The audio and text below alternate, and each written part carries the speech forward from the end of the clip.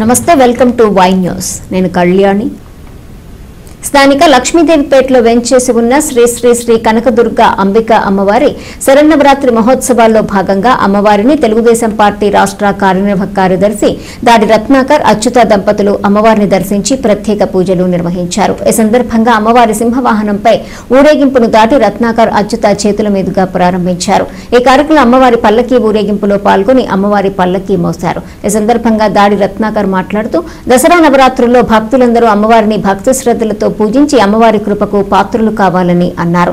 ఈ సందర్భంగా ఆలయ కమిటీ సభ్యులు దాడి రత్నాకర్ ని సాల్వాతో ఘనంగా సత్కరించారు. ఈ కార్యక్రమంలో ఆలయ కమిటీ సభ్యులు పెద్ద ఎత్తున భక్తులు పాల్గొన్నారు.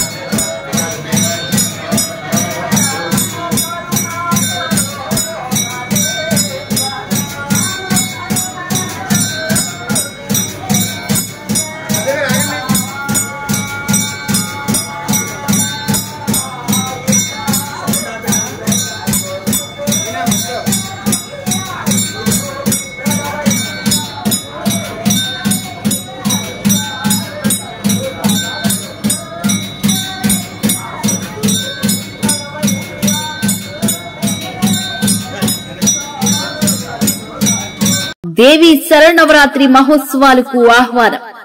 తొండంగి మండలం ఆధ్యాత్మిక నగరం ఏవి నగరం శ్రీ శ్రీ దేవి భూదేవి సమేత శ్రీ కళ్యాణ వెంకటేశ్వర స్వామి వారి దివ్య సన్నిధిలో మాజీ ఆర్థిక శాఖ మాత్యులు గౌరవ శ్రీ యనమల రామకృష్ణుడు విజయలక్ష్మి దంపతులు మరియు గౌరవ ప్రభుత్వ విప్ శ్రీమతి యనమల దివ్య గోపీనాథ్ దంపతులు, ఏలూరు ఎంపీ గౌరవ శ్రీ పుట్ట మహేష్ కుమార్ కృష్ణ సాహిత్య దంపతుల సౌజన్యంతో జరుగుతున్న దేవి శరన్నవరాత్రి ఉత్సవాలకు తరలిరండి.